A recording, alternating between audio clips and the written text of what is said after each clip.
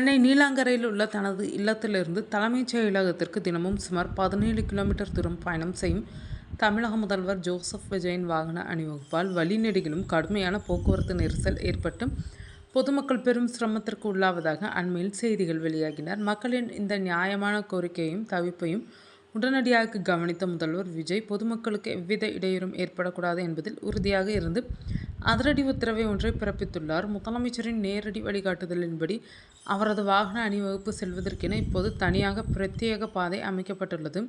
இதனால் சென்னையின் முக்கிய சாலைகளில் போக்குவரத்து சீராக நடைபெறவும் பொதுமக்கள் தங்குதடையின்றி தங்களது பயணத்தை தொடரவும் ஏதுவாக சிறப்பு மாற்று போக்குவரத்து ஏற்பாடுகள் செய்யப்பட்டுள்ளதால் வாகன ஓட்டிகள் நிம்மதி பெருமூச்சு விட்டுள்ளனர். அதிகாரத்திற்கு முக்கியத்துவம் தராமல் மக்களின் அன்றாட சிரமத்தை போக்க தனி வழி அமைத்து கொண்ட முதல்வரின் இந்த செயல் அரசியல் வட்டாரத்தில் பாராட்டுகளை பெற்று வருகிறது.